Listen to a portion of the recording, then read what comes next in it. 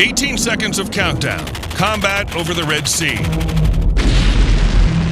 18 seconds. That's how much time the crew of an MH-60R helicopter, better known as the Seahawk, had to save a warship worth not $1, but $1.5 billion.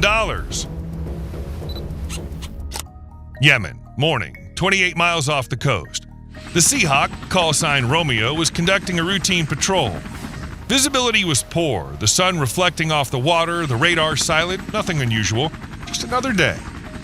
But the sector was dangerous. Houthi forces had repeatedly attacked both civilian vessels and U.S. Navy ships here using drones, missiles, even explosive-laden boats. The Romeo's crew had no idea they were just moments away from making history. It had become the first time a U.S. Navy helicopter would shoot down an aerial threat using machine gun fire, and this is how it happened. The countdown had begun. 15 minutes into the patrol, still nothing unusual, then an alert tone. The AN/APS-153 radar picked up a new contact. The tactical operator tensed up immediately. New contact, bearing 045, he reported sharply, fingers moving quickly across the control panel. The radar profile was small, altitude 2,200 feet, speed too low for a fighter jet, too small a radar signature for a helicopter. Suspicious, Romeo instantly turned toward the contact. The FLIR system AN/AAS-44 infrared optics mounted in a nose turret switched on. It could detect objects through fog and smoke, sensing temperature differences as small as 0.08 degrees Celsius at up to 14 nautical miles, about 16 regular miles or 25 kilometers. These sensors began searching for a heat signature, but the system couldn't lock on. The morning sun had already warmed the air, making it nearly impossible to distinguish anything. A spark in a wildfire.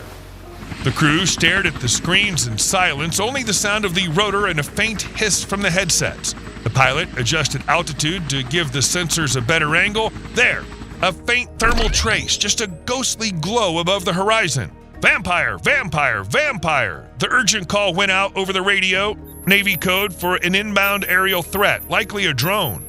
Romeo moved into position between the unknown object and the USS Gravely. The operator kept tracking. The heat signature was unstable, flickering in and out. FLIR struggled to maintain a lock, not enough for weapons clearance. They needed a confirmed visual and thermal ID. But one thing was now certain. This wasn't interference. Not a bird, not a civilian aircraft. This was a threat, and it was heading straight for the ship. Time was running out. The destroyer was just a few miles away. The contact was closing in fast at 270 miles per hour. Its heading was directly toward the Gravely. The operator switched the radar from surface mode to air-to-air mode to track drones, missiles, and aircraft. Immediately, the sea clutter vanished. The contact lit up clearly on the screen. As if it realized it was being watched, the object began twitching, making evasive micro-movements, classic behavior of an autonomous strike drone. Romeo dropped lower for a better visual angle. The IFF system identified friend or foe, gave a soft ping. Silence followed, no response. No signal from a civilian or military transponder, nothing. 3 miles to the ship. Then, finally, visual confirmation. A distinct silhouette appeared in the optics, a slender fuselage, a teardrop-shaped nose cone, wings swept back. There was no mistaking it. Samad 3, a Houthi drone of Iranian origin. It had already been used in multiple attacks on ships and infrastructure. Its intent now was crystal clear, to strike the USS Gravely, part of the carrier strike group led by the USS Harry S. Truman. Romeo calls in for clearance. Gravely, this is Romeo. Hostile target confirmed. Drone. Samad 3 profile. Requesting permission to open fire. Permission granted, comes the immediate response. The destroyer is now less than a mile and a half away. Just 18 seconds of flight time for the Houthi drone carrying 66 pounds of high explosives. An invisible countdown has begun. 18 seconds. 17. Romeo enters a combat turn, banking hard left. The air vibrates under the roar of the rotors. The helicopter stabilizes, positioning itself between the incoming threat and the destroyer. 16. 15. 14. The door gunner presses against the fuselage, gripping the handles of the GAU-21 machine gun. His knuckles turn white, but his hands are steady. Through the optical sight, he now sees the target, not a radar blip, but a real object, closing in with clear hostile intent. 13, 12, 11. The pilot holds the Seahawk steady, fighting crosswinds. The gunner takes a deep breath. The drone is half a mile away, the maximum effective range of the GAU-21. There's no time to close the gap. This is the only shot. 10, 9. The GAU-21 opens fire. Tracer rounds streak forward, drawing bright orange lines across the sky. The first burst misses. 8, 7. Left, the operator shouts instantly, watching the impact trajectory. The pilot nudges the helicopter forward, closing distance. The airframe shakes, but holds course. 6, 5, 4. The second burst. A spray of 40-gram, 50-caliber rounds tears through the sky at 3,000 feet per second, 890 meters per second, chewing up the half-mile gap and slamming into the drone's fuselage and left wing. Direct hit. The rounds punch through the drone's body and wing. It jerks violently, destabilized. Smoke pours from the airframe. The left wing shears off and the drone begins tumbling out of control. 3, 2. The invisible timer stops. Romeo doesn't take chances. A third burst rips through what's left of the drone. The Samad 3 breaks apart in midair. Target destroyed, the pilot reports calmly. But even before the words fully leave his mouth, new contacts appear on the radar screen. Faint, but unsettling. The helicopter's onboard AN/ALQ-210 electronic warfare suite silently listens to the radio spectrum without revealing its own position. It detects a signal in the S-band, likely a drone control uplink. No visible contact yet, but the suspicion is real. Another threat is inbound. More drones? The gunner checks his ammo. Still enough left. But how many more? The answer comes within a second. None. The cockpit's filled with a shrill warning siren. Incoming missile alert. This isn't a drone. It's a missile. The threat system logs the launch bearing left, distance just a few kilometers. The missile's origin appears to be a man-portable air defense system on shore.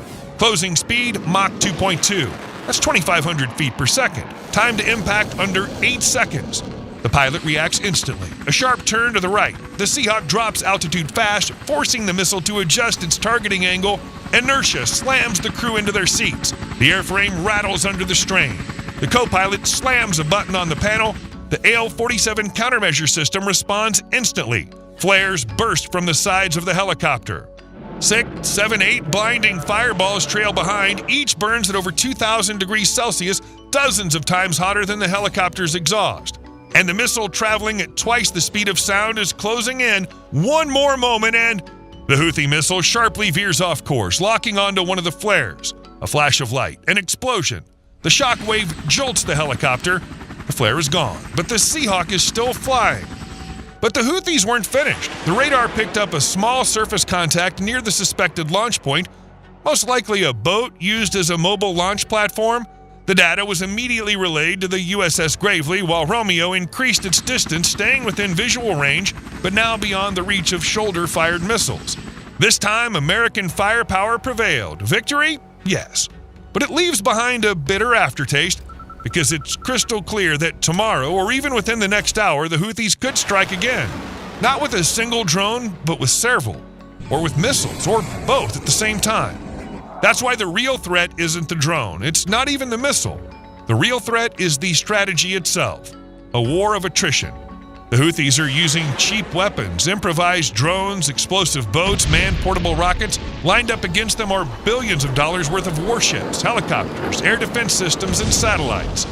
A single Samad 3 drone costs just a few $1,000s. Shooting it down can cost hundreds of thousands, sometimes millions. Every bullet, every missile isn't just steel, it's a bill, and that bill keeps climbing. The Houthis know they can be destroyed, but for every downed drone, another will take its place. Iran will supply the weapons, and for every fighter killed, 10 more are ready to take up arms. President Trump, it seems, understood the futility of a war without territorial control. The U.S. was spending resources, losing soldiers, intercepting drones and launchers, but strategically nothing changed. So Trump made the only logical move. He signed a peace agreement with the Houthis. Bitter, controversial, but rational. America cannot afford to fight forever, even against an enemy that is, by all metrics, vastly weaker, because there's still an unresolved war in Ukraine and the rising undeniable possibility of a conflict with China. So yes, today Romeo won, but this wasn't the end. It was just a moment. A moment in a war where victory isn't about triumph, It's about walking away with your head held high. What do you think? Was President Trump right to make peace with the Houthis? Let us know in the comments. Thanks for watching. We'd appreciate a like and your subscription to the channel. See you again soon.